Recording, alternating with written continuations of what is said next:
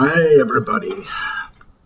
Today we're going to talk a little bit about Buddhism, and when we talked about Islam, I already warned you, do not confuse the Buddha and the Prophet Muhammad. So we're not going to discuss that again. Let's have a look at the material.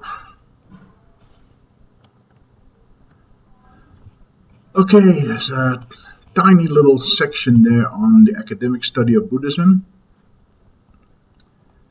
and we don't really base exam questions on those, the academic study of X.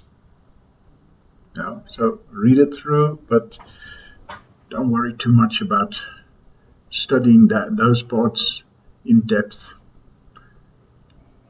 Alright, then we move on to beliefs, and we start off with Buddhism and the God issue, because that's the first thing that most of our students want to know.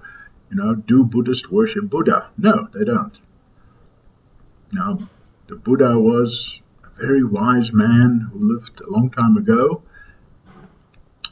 but he's gone now, and there's no real point in worshipping him. Now, later on, Buddhism developed its own things that look suspiciously like worship, but that's something we'll get into second and third years. Now, right now, we're just talking about very classical Buddhism. Right, so Buddhism and the idea of God, well, that's could be a 5 or 10 point question there, easily. Then we move on to the real meat, the Four Noble Truths. Okay.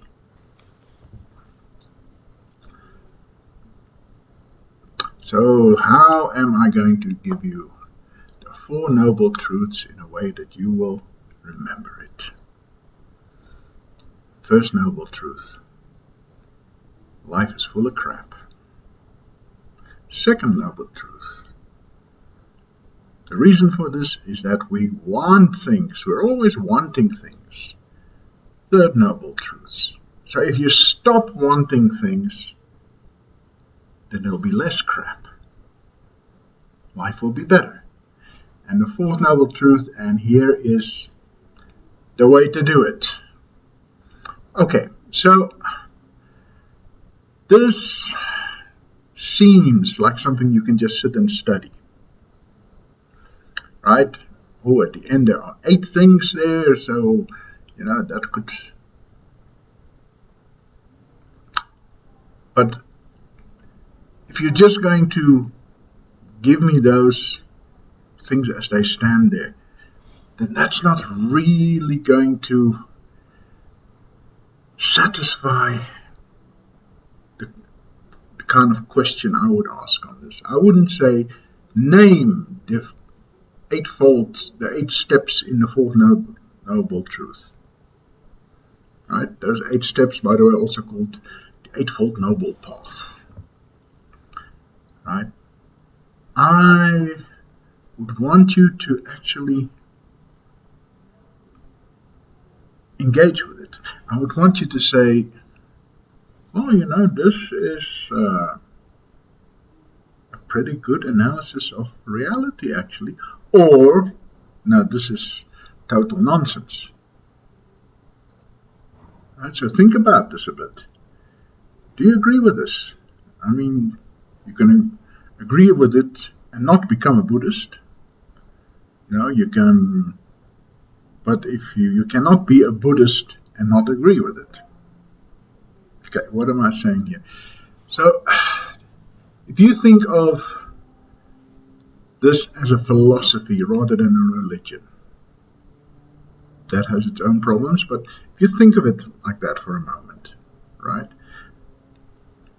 There are a lot of different philosophies, and let's say the philosophy of Plato, the ancient Greek philosopher. Some of the ideas of Plato have been accepted within Christianity, others not. Some of the ideas of Aristotle were accepted in Islam, others were not. See, now that doesn't mean that Christians are Platonists or that Muslims are Aristotelians. It's just that here was this guy who lived a long time ago in ancient Greece, and we've looked at what he said, and some of these things we can agree with. Now, much the same sort of thing can be done with Buddhism. See, you can say, yeah, I'm not going to stop being Jew, Christian, Muslim, Hindu, African traditionalist, but there's something in here. Or not. It's up to you. Convince me. Right. Then move on to practices. Right, and that stuff you can pretty much learn. How do you become a monk? How do you become a nun? Right, the idea of monasteries, retreat centers. Then there are the scriptures. And where? History. And there we come finally to the history. And this is where the confusion comes in. I've told you before, do not confuse the Buddha with the Prophet Muhammad. Right.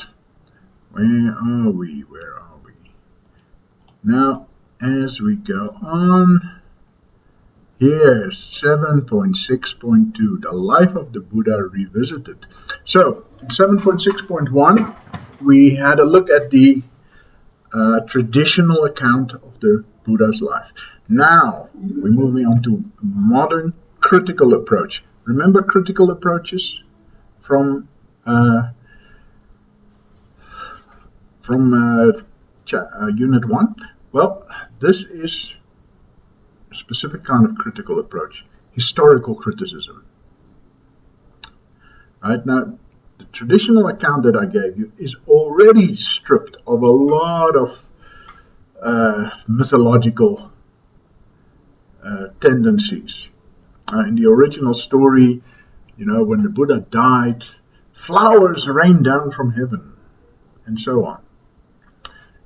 So we've already stripped that out, but now we're taking it even a step further. Right? And we're asking, how does this accord with what we know historically and psychologically? Right, so, and yeah,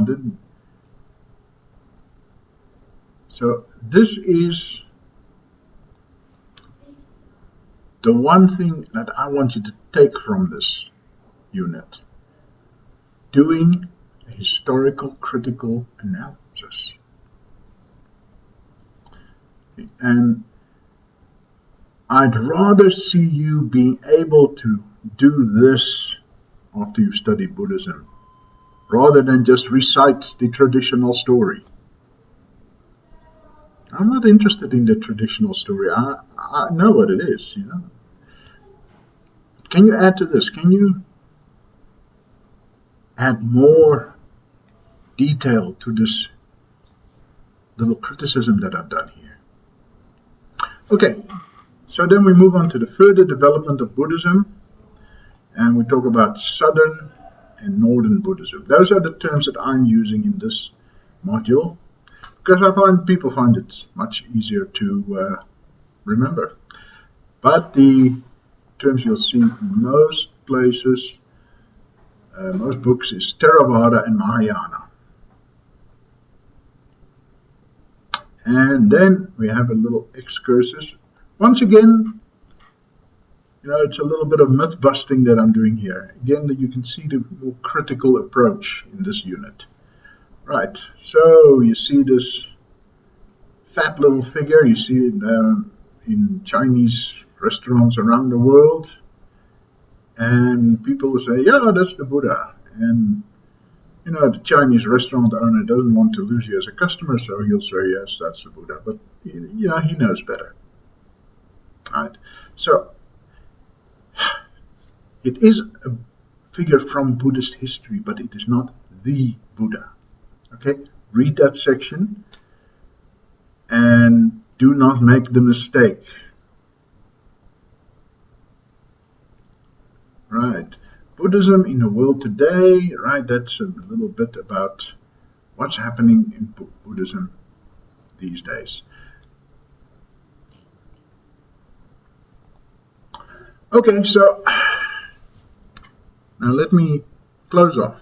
I've gone over the material, but let me just close off.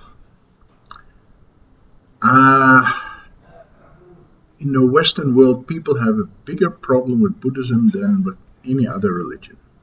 I mean, if you're, say, a Christian, you might disagree with Jews or Muslims, but you can understand where they are coming from. You can, you're working in the same realm of ideas. But when it comes to Buddhism and certain strains of Hinduism as well, though not all, frankly, it sounds like a very complicated way to commit suicide. Because in the West, when you bring up the idea of reincarnation, now the Buddhists prefer to call it rebirth, but that's just a political move to say we are not the Hindus. Bring up reincarnation, then the average Western guy will say, hey, that's a great idea, we have to die, but we can start all over again. But in Asia, they've been living with the idea a bit longer. And so they say, okay, we start all over again. And now we have to be a baby again and grow up again and, raise another family and grow old and die again and then again and again and again. And so people started to look for a way out. Isn't there something better than this?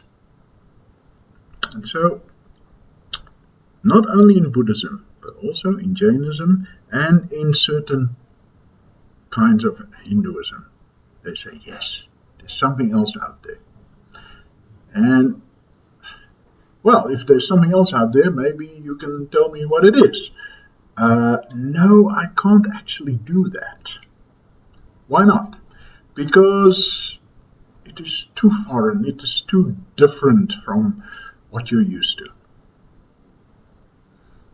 But everything that you are now, you will not be.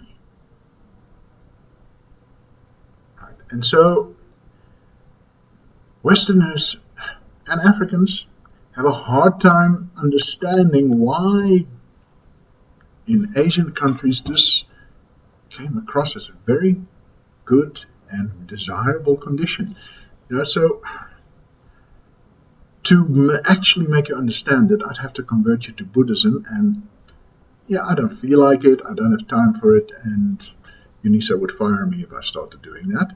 So I'm going to have to ask you, just accept that in Buddhism in particular, this idea, nirvana, now, not the grunge band from Seattle, the original meaning of the word, nirvana, it literally means blowing out a candle. When you blow out a candle, where's the flame gone? It hasn't gone anywhere, it's just not there anymore.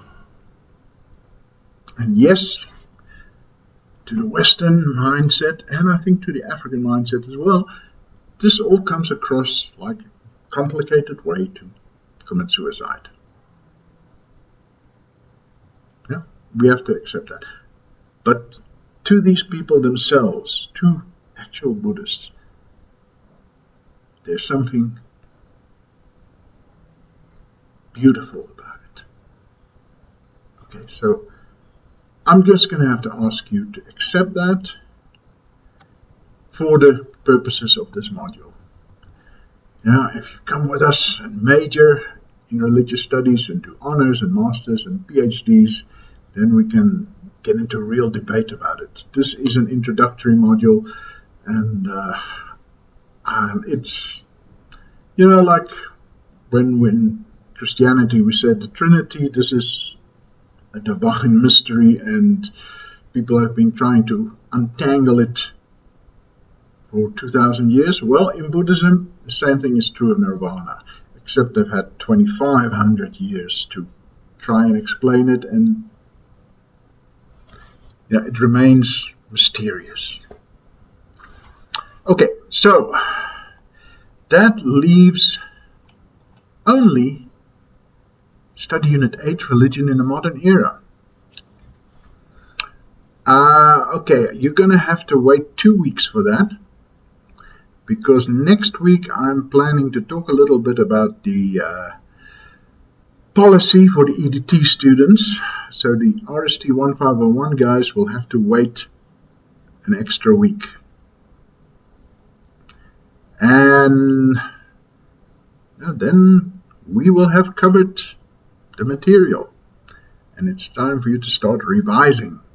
I hope you enjoy the other videos that I'm posting up and the other messages, because I may be your professor, but there are other voices you can listen to. There are other ways to get at the information. Okay, I will see the EDT students next week, and all of you again in 2 weeks' time. Bye-bye.